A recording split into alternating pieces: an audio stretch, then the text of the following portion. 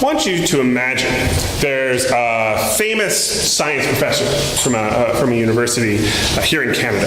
And he has a YouTube channel with millions of followers because he's able to explain science in a way that everybody understands. But he's also doing like amazing research, and he's inventing all sorts of crazy stuff. And he's had multiple TED Talks. One of his TED Talks, he's developed a new antibiotic that actually kills viruses, right? So he's literally curing the common cold. And on another TED Talk, he outlines how farmers can increase the yield of their farmland by 100-fold. And so as they start implementing this, it looks like we can literally end world hunger because of this stuff that this scientist is developing and the research he's leading and all of that sort of thing. He's developed some mathematical models that can much more accurately predict extreme weather. And so, if hurricanes are going to land or tornadoes are going to come, they can evacuate people. And if floods are going to happen, they can evacuate people. And so he's saving lives from natural disasters.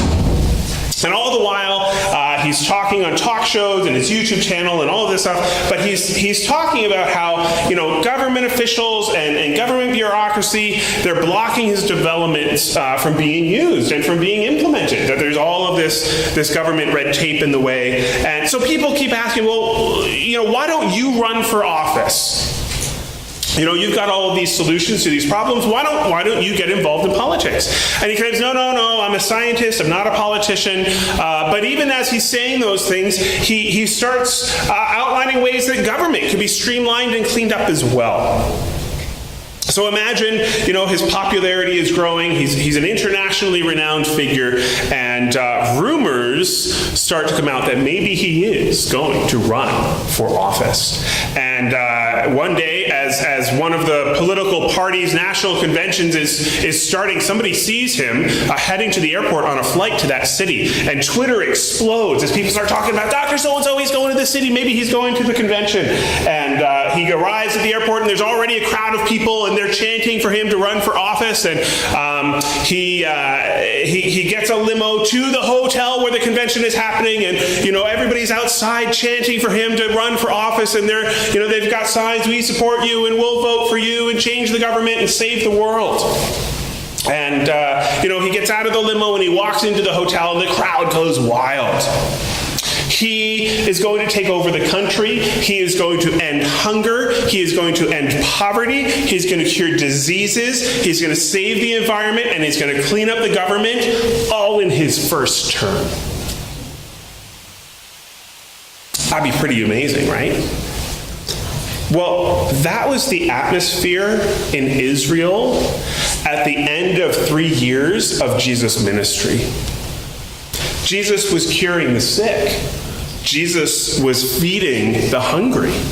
Jesus had demonstrated power over nature and storms. He was turning people's hearts back to God. He was going to get rid of the hated Romans, wasn't he? That's what everybody thought. They wanted him to start a revolution and get rid of the Romans. People in Israel were looking for Jesus to end hunger, to cure diseases, to lead a revolution, to overturn the government. That's what they wanted from him. And with the exception of overturning the government, he had shown he could do every one of those things. He had fed thousands of people on 2 different occasions in 2 different places. He had cured all kinds of diseases and even cast out demons. He had calmed storms. He had walked in the water. Imagine what a general could do with those powers, right? An army marches on its stomach. He could feed thousands of soldiers with 5 loaves of bread. If there was a storm coming, he could change the storm to fall on the enemy Romans instead of on his people. If anybody got wounded in a battle, he could heal them. If people got killed in battle, he could bring them back from the dead. Who could stop a general with that kind of power? Of course he's the Messiah. Of course God is with him. Of course he's going to get rid of those pagan Romans who desecrated the temple and whose very presence in the holy land of God is an affront to Yahweh. Of course he's going to do that. No wonder the people were nearly rioting when Jesus heads from Jericho towards Jerusalem. he was going to solve everything. We're going to take a look at how Luke describes Jesus' entry to Jerusalem.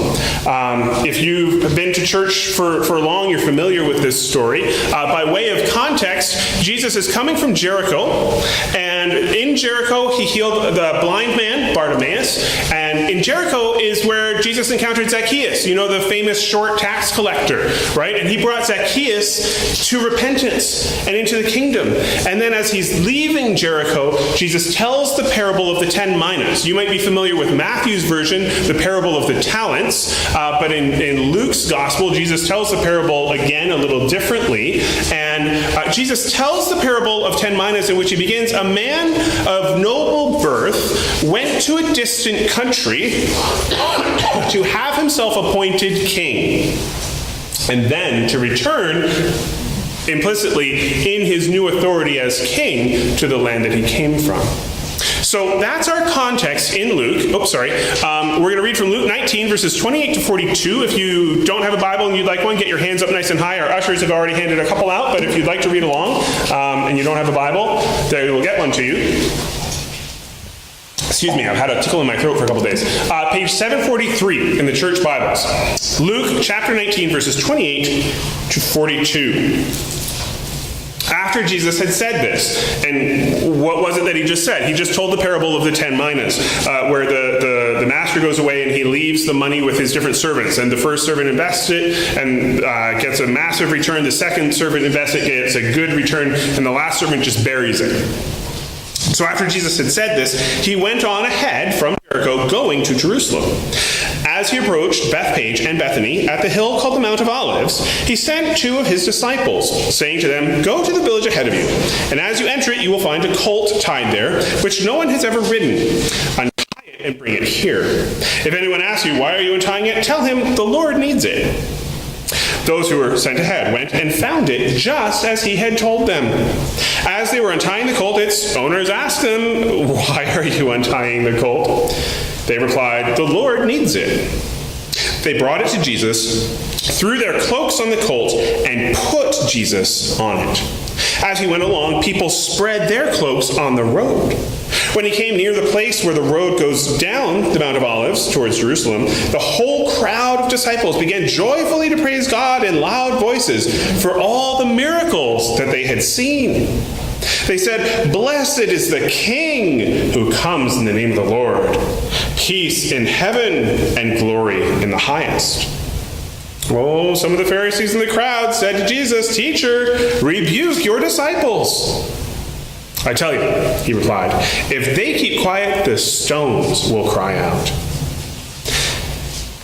As he approached Jerusalem and saw the city, he wept over it and said, "If you, even you, had only known on this day what would bring you peace, but now it is hidden from your eyes." Jesus goes on then to predict that their enemies would come and surround the city, lay siege to it, destroy it, and not even leave one stone on top of another. What's happening in this text? We're going to go a little bit more in depth into the text and the whole narrative at once before we get into kind of what it means, which will be a little bit briefer. So as I mentioned, after he said this at the very beginning, he's telling the parable of the 10 minas. And at the beginning is something that, we tend to take for granted, but in the first century would have been really significant. A man of noble birth goes away to be proclaimed king before he returns home. Now, under the Roman Empire, there were governors in different places, but there were a few people whom the Roman Empire named to be king or queen. You've heard of Cleopatra. She was named queen of Egypt and actually ruled over a massive realm. King Herod.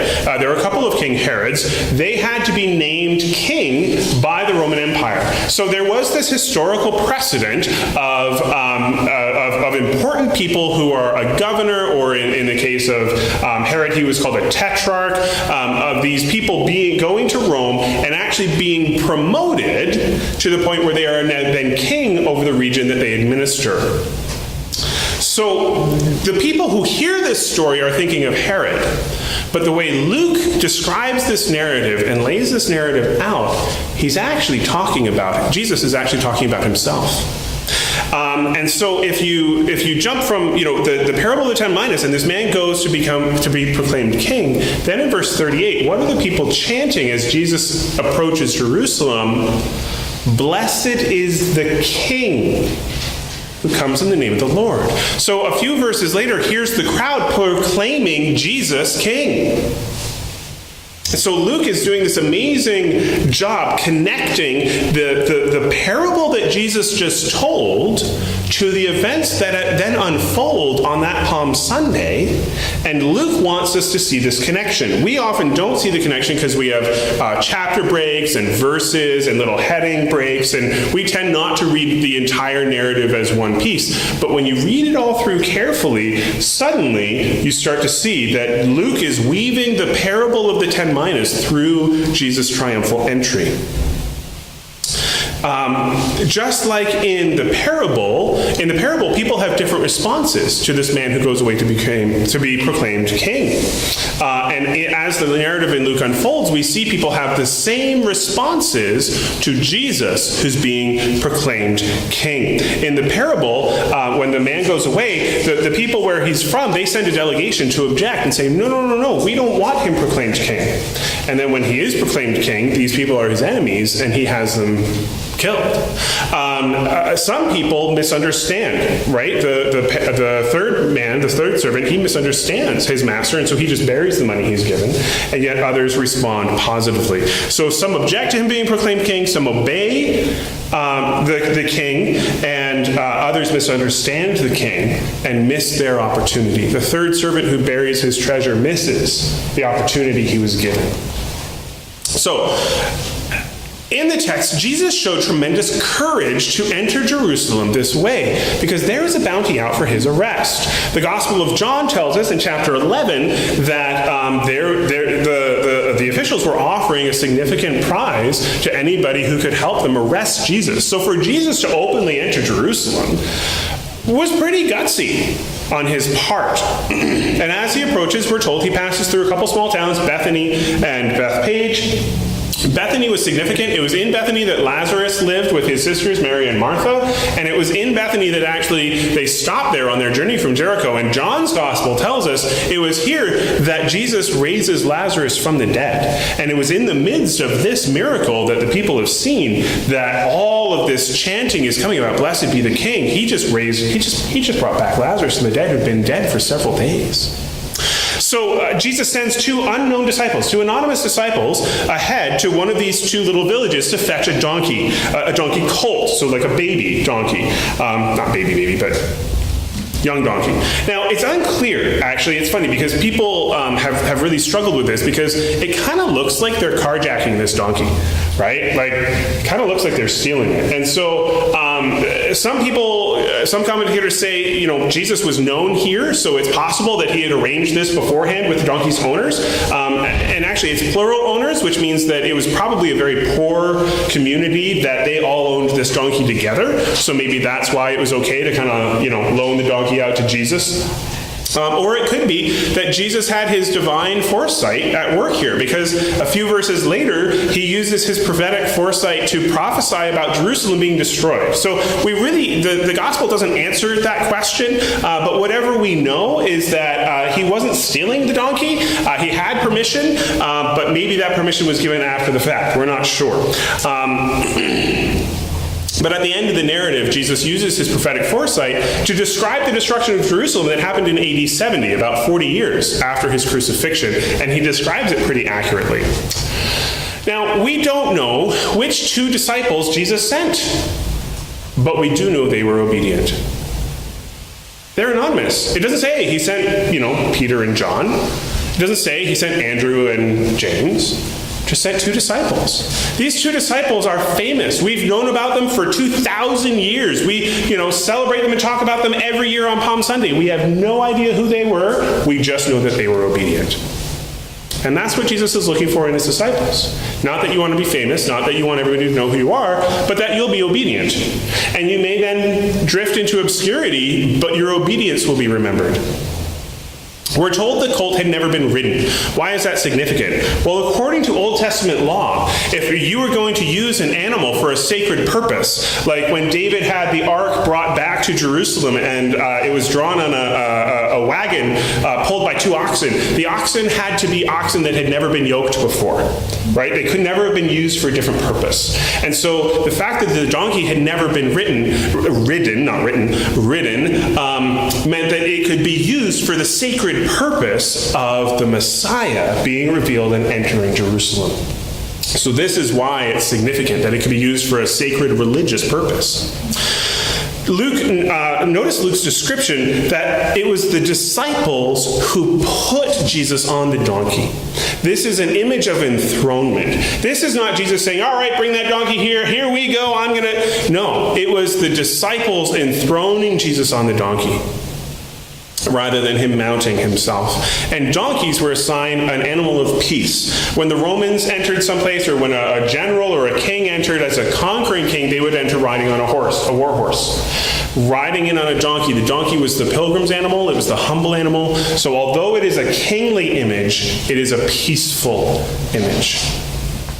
The people laid their coats on the road, which is significant because in the Old Testament, in 2 Kings, King Jehu, he was a general, and he was anointed king of Israel. And he met with a prophet, I think it was Elisha, and Elisha anoints him in secret, and when Elisha leaves, his soldiers, his commanders are like, what did the crazy guy say to you? Literally, right? Like if you read the text in 2 Kings, what did that crazy old guy say? He's like, oh, nothing important. He's like, no, you don't get to pull that. Crazy prophets don't come talk to you in secret about nothing important. What was it? And Jehu says, he anointed me king over Israel. And they all bow down and they take off their cloaks and they lay them on the steps in front of him for him to walk on like a red carpet. And so all of these images, maybe they're not familiar to us, but we're just a bunch of Canadian Gentiles, right? We live in the 21st century. First century Jews who know their Old Testament inside and out are like, oh, look at that, look at that, look at that, look at that. All of these symbols and images were drawing from the Old Testament about kingly events. And so people were seeing this and they were joining in with the kingly symbolism as Jesus comes to Jerusalem. And as Jesus crosses over the Mount of Olives and he starts to descend towards Jerusalem, the people start chanting, "Blessed is the King who comes in the name of the Lord. That guy on the donkey is the King coming in the name of the Lord." How do you think Herod the king felt about that? How do you think Pilate, the governor under Roman power, felt about, here comes the king? A little bit of tension. In the Old Testament, again, kingly images. King David, when his son Absalom started a coup and started a revolution, King David fled up the Mount of Olives out of Jerusalem, weeping as he went up the Mount of Olives. Right? He was fleeing Jerusalem. Now Jesus is descending the Mount of Olives to start a revolution. So the Mount of Olives actually, even in David's day, so like a good 1,000 years before Jesus, even in David's day, the Mount of Olives was already a sacred place and a place of worship. And it's named in the Old Testament as this is where David fled from Absalom, and he fled weeping up the mountain. And so here we have a king in the line of David coming back down that same mountain that David had to flee. Zechariah, the prophet, so a good 500-600 years before Jesus, Zechariah chapter 14 has a lengthy description and prediction that it will be on the Mount of Olives that God's Messiah would be revealed. So the Mount of Olives isn't just like, driving up and down the Handland. No, the Mount of Olives has religious significance. The Mount of Olives is a sacred place. So the location, the actions, the characters involved, the donkey, right, all point to a kingly Messiah in the line of David, finally coming 1,000 years after David had to flee the city, finally coming to set things right. And the crowd goes wild. The Pharisees, the religious leaders, they were offended. And to be honest, they were terrified. Now, some of the Pharisees actually did follow Jesus. We know, Nicodemus was a Pharisee. And in John 3:16 is a verse told to Nicodemus. Some of the Pharisees followed Jesus, but often they had to do it in secret because of political ramifications. But many of the Pharisees, the majority of the Pharisees, here, they're offended. They're telling Jesus, you got to cut this out. They're not going to listen to us, but what are you doing? You need to silence the people. They had 3 reasons why Jesus needed to silence the people. First, the people were too enthusiastic for Passover. Passover is a sacred festival. It's an important religious festival. It's what we remember when God rescued us from Egypt. Again, another significant Exodus image about here comes Jesus to rescue us from slavery to the Romans, just at Passover time when God rescued us from slavery in Egypt. But they're too enthusiastic for a sacred holiday. Come on, get with it. You don't play that kind of music in church. The Pharisees also, they didn't want Jesus proclaimed Messiah because they knew Messiah was political. They didn't want Jesus proclaimed Messiah. They weren't sure about him yet. They were actually pretty skeptical of him. And third, they were terrified the Romans would respond. Around the time that Jesus was little, maybe about 10 years old or so, there was a guy who tried to lead, from Galilee, who tried to lead a revolution against the Romans. And they went in and the Romans crushed the revolution, slaughtered people in the town, crucified people along the highway from that city to Jerusalem for like 100 miles. They crucified people along the road. So this was in Jesus' lifetime, that there were other people who tried to start revolts, and when the Romans respond, it's ugly. So the Pharisees were legitimately scared, like, dude, don't provoke the Romans. Okay, we'd rather not all get crucified along this road, thank you very much. But Jesus tells them, he responds, he says, you know what, this kind of praise is unavoidable. He said, if I tell the people to be quiet, the very rocks themselves, nature itself, would cry out in praise of me. And so this then, the next part is something that only Luke shares with us, the other Gospels don't include, and it's a stark contrast to the celebration that's going on. Jesus wept over Jerusalem as he starts to come down the hill, and he sees the city laid out before him, and all the people are cheering for him. He bursts into wailing tears. He wept over Jerusalem, knowing how little their enthusiasm was worth. He knew within a week these same people would be chanting for his death, and that the very Romans that they're afraid would respond would be reluctantly responding by scourging him and crucifying him. And he weeps over Jerusalem. He doesn't weep for himself. He doesn't see Jerusalem and weep because he knows he's going to be crucified. He sees Jerusalem, he knows that they're going to crucify him, and he weeps for them. He says, if only you knew what would actually bring you peace. You think a military general is what's going to bring you peace right now. You have no idea what really will bring you peace. You are alienated from God. You are God's people. You have the temple of worship of Yahweh, and you are alienated from God. You don't even know it. You don't even know what's going to bring you reconciliation with God. And so he weeps and wails. This is not just like a little trickle tear. It's the word used in Greek is for wailing, like grief when somebody dies. And so Luke presents this stark contrast of, in the midst of this celebratory crowd, the intense sorrow in Jesus. And Jesus predicts the siege of Jerusalem. As I mentioned, it happened in AD 70. The Romans surrounded it. They put up some wooden siege works. The Jews burned them down, and so they set up earth and stone siege works around Jerusalem. They destroyed the city. They slaughtered everybody. They leveled the city to the ground. So what does this mean, right?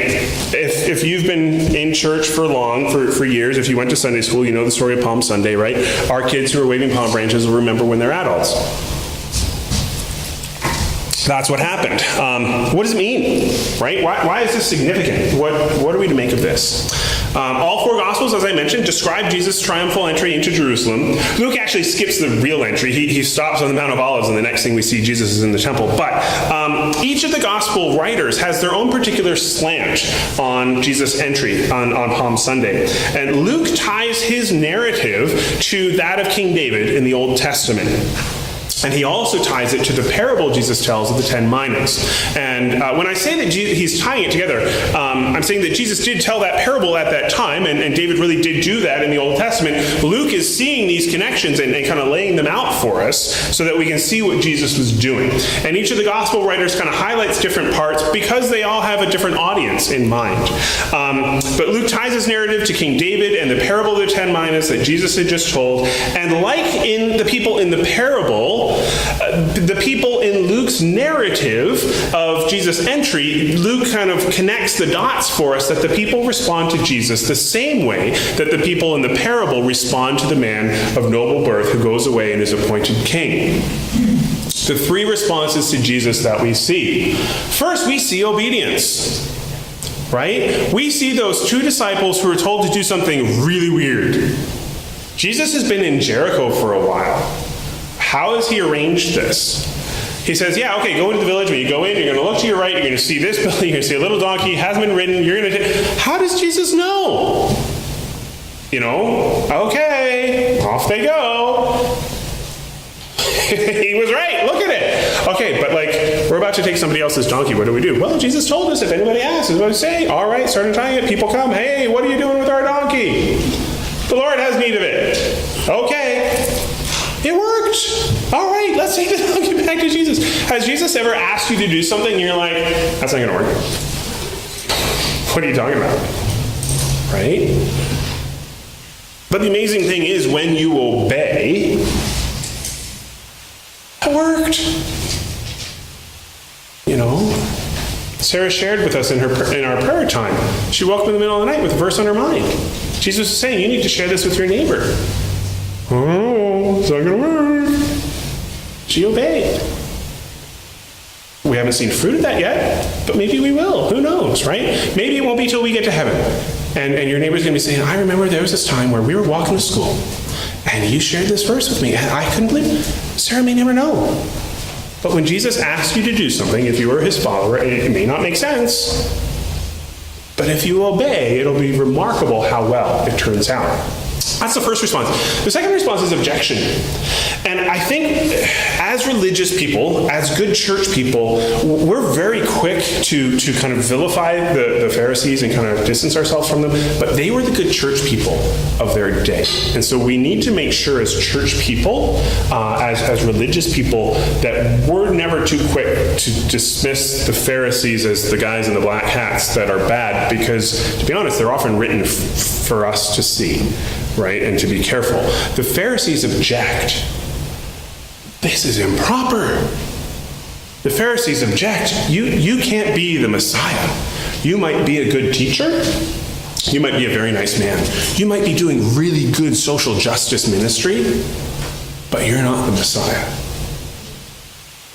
So we need to be careful. They object.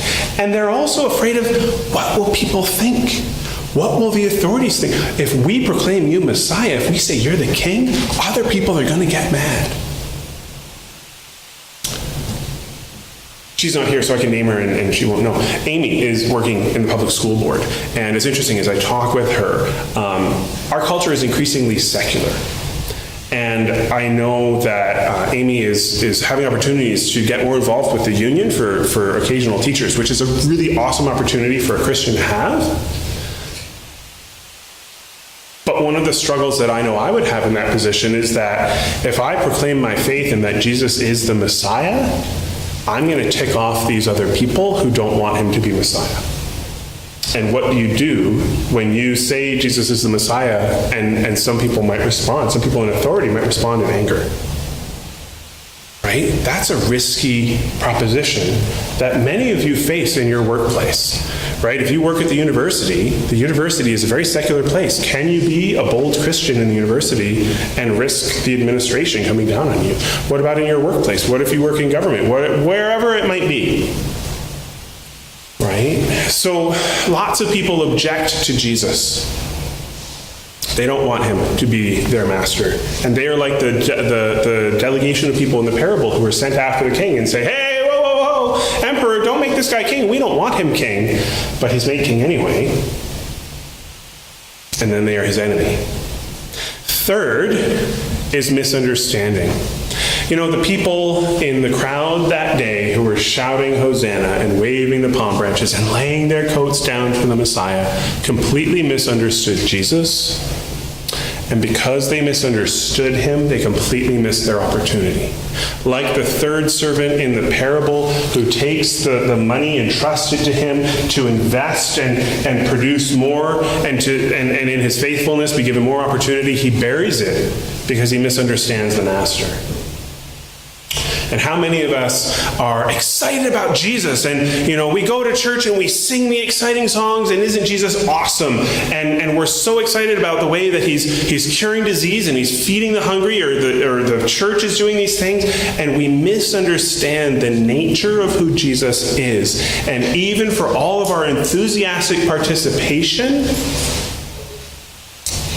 we bury the gospel that he's given us. We miss our opportunity to produce fruit. And when we face him on the day of judgment, he's going to be like, so what did you do?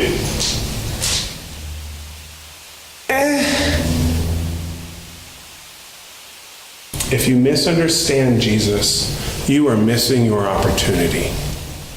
And it doesn't matter how enthusiastic you might be about him being the king who's going to end poverty, or the king who's going to change the government, or fix the school system, or fix, health care, or whatever those things might be. Those things are good, and Israel needed them in that day, and we need them today, but that isn't why Jesus came. They may be things his people do, but that's not why Jesus came. And when we misunderstand Jesus, we miss our opportunity and are headed for destruction. Jesus was clearly entering Jerusalem as a king, but as a misunderstood king. Even the 12 disciples who had been traveling with him for years, they misunderstood what he was doing, right? We spoke in the Lord's Prayer series that we just finished about the kingdom of God being the authority of God. And that kingship means authority. And that in the Lord's Prayer, let your kingdom come, means submitting to and respecting the authority of God to rule in our world, but also in our hearts. Jesus here is submitting to the authority of God the Father as he goes to Jerusalem, knowing he's going to be crucified. He's about to be elevated in his authority, proclaimed king by God in the resurrection, right? He is given the name above all names, so that every knee shall bow and every tongue confess that Jesus Christ is Lord. So Jesus is going to Jerusalem to be proclaimed king by God, but not in the way that anybody would have guessed. His kingdom is not of this world, he tells Pilate. His authority, his rule are not like the authority and rule that we see in the world around us. And so the people misunderstand his mission, and sometimes we still do today. The crowd cannot understand the nature of Jesus' kingship until after the cross. Even Peter didn't get it until after the cross and after the resurrection. The people of Israel, including the disciples, they want Jesus to save them from their problems. They want Jesus to save them from hunger and sickness. They want Jesus to save them from the problems of Roman rule, of corrupt government, of harsh government. But what Jesus actually came to save them from is so much bigger. He actually came to save them from the biggest issue, which is our alienation from God because of our sin and rebellion. Verse 38, the people are chanting, blessed is the King who comes in the name of the Lord, peace in heaven and glory in the highest. Luke is a masterful writer, because if you think back to Christmas, in Luke's gospel, what do the angels say? Glory to God in the highest, and on earth peace to men, on whom God's favor rests. So he's bookending Jesus' earthly ministry with the angels saying, peace on earth, peace to men. And then at the end, the people are saying peace in heaven. What does peace on earth and peace in heaven look like?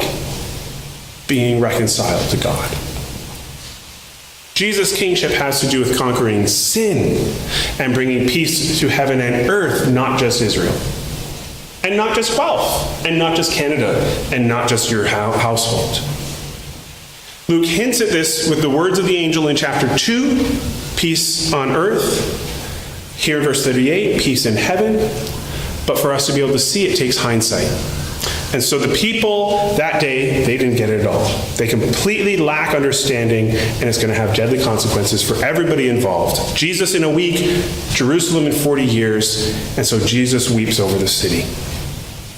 And as we saw last week with his full humanity, here again we see Jesus weeping, emotions, and humanity. So why does this matter, and how do we apply it? As you've probably guessed as I've been talking about, still today people have a range of responses to Jesus. Some people obey Jesus. Some people object to Jesus. And some people completely misunderstand Jesus. Some people go where he tells them to go. Some people do what he tells them to do, even if they don't always understand in the moment. Some people object to Jesus. They say, hey, he was a nice man. He was a great teacher. He was a good moral example, but he wasn't God.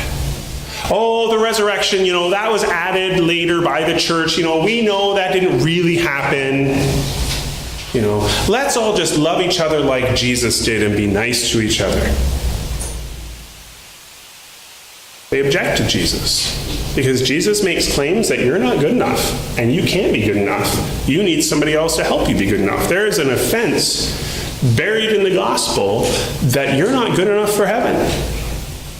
And you can't solve it on your own. And other people misunderstand Jesus.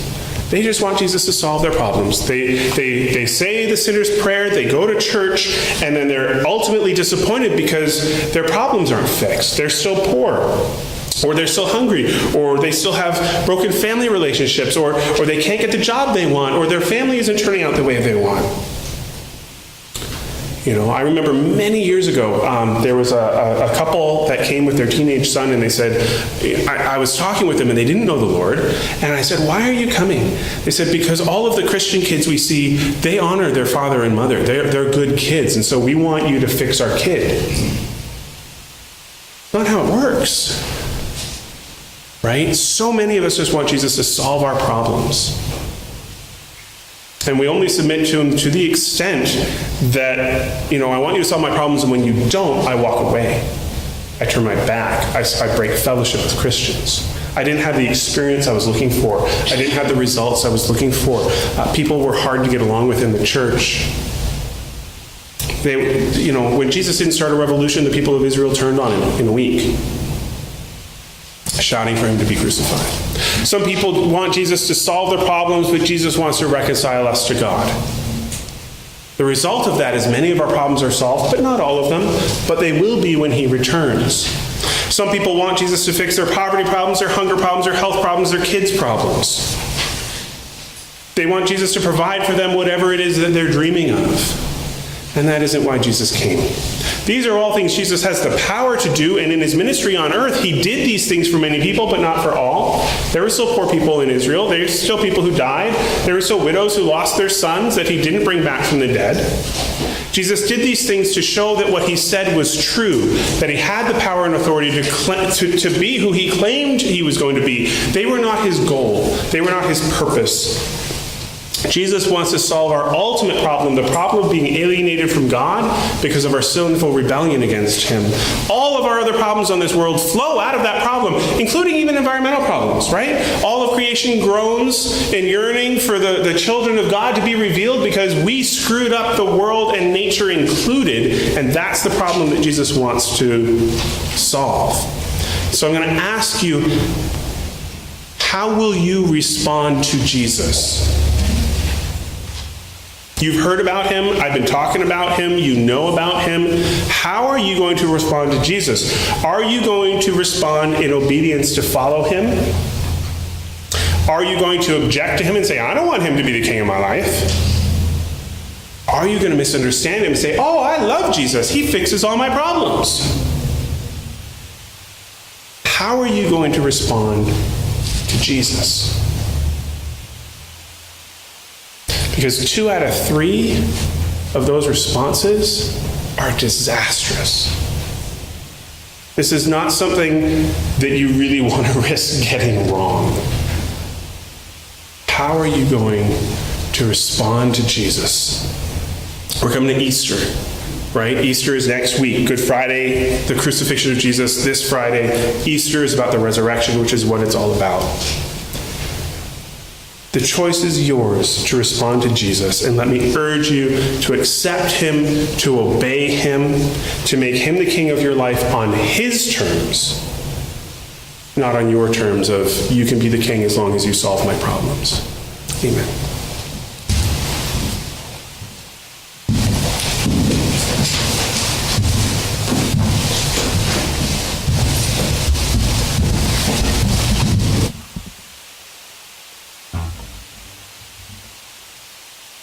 Let's stand together as we sing one more song.